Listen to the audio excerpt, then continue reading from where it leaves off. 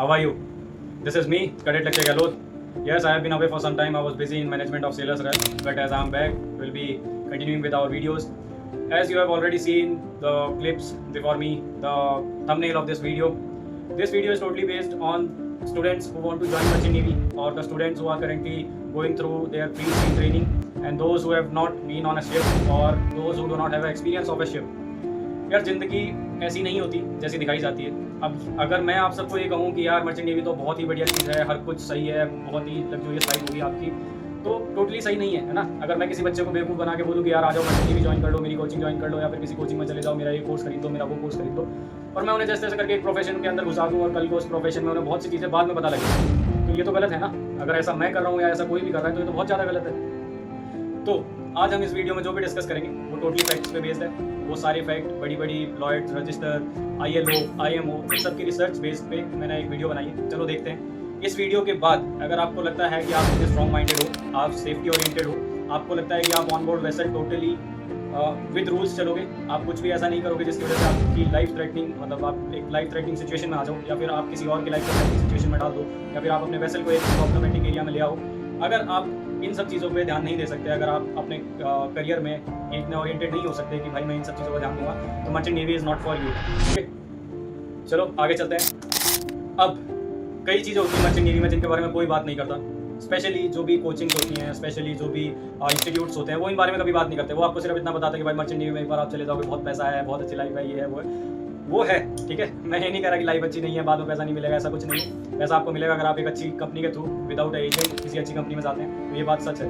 But किसी अच्छी company में जाने के बाद भी अगर आप अपनी नेग्लिजेंस की वजह से या आप अपनी गलतियों की वजह से किसी प्रॉब्लम में पड़ जाते हैं, तो वो किसी कंपनी की गलती नहीं है, वो किसी और की गलती नहीं है। अगर आप प्रोटोकॉल्स को ओवरलुक करते हैं तो वो सिर्फ आपकी गलती है, अगर मैं ओवरलुक करता हूँ तो वो सिर्फ मेरी गलती है। ठीक है, अब हम बात करेंगे डेथ्स ऑन बोर्ड। ठीक, okay guys, let's come to facts.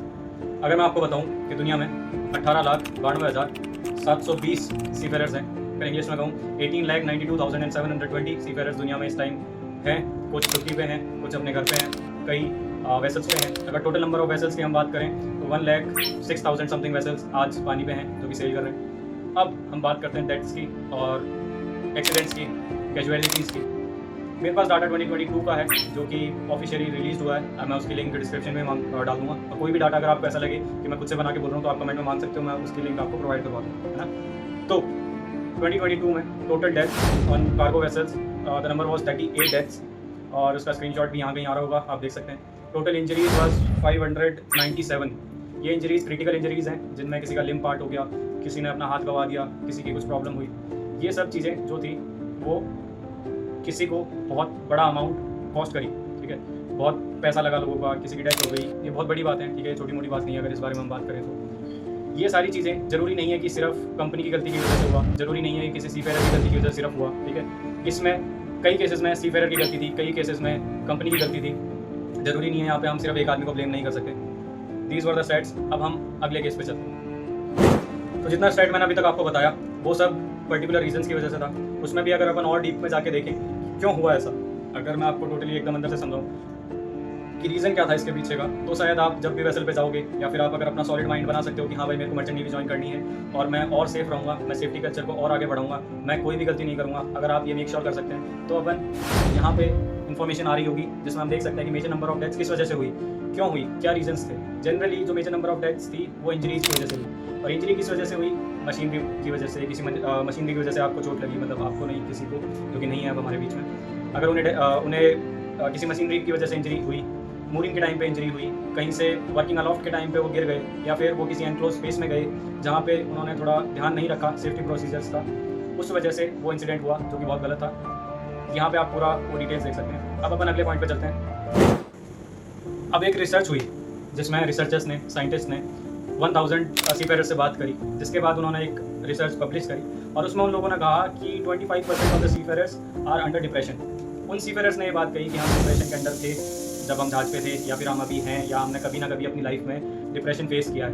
Depression यार कोई छोटी चीज़ नहीं है, डिप्रेशन एक बहुत इंपॉर्टेंट चीज़ है। इंडिया में हम उतना सीरियसली उसे नहीं लेते, बट अगर आप अपनी फैमिली से कई टाइम के लिए दूर रहो, अगर आप अपने चाहने वालों से कई टाइम तक ना मिल पाओ, अगर आप अपने जानने वालों से कई टाइम तक बात ना कर पाओ, आज तो फिर भी कंडीशंस ठीक है, बट अगर हम कुछ साल पहले का स्टैट्स देखें तो कंडीशन बहुत बुरी थी।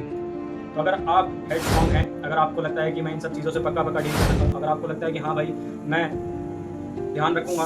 अब मैं इतना सोशल आदमी नहीं हूँ कि मैं थोड़ा सा सोशल लाइफ से दूर जाने के बाद डिप्रेशन में आ जाऊँ।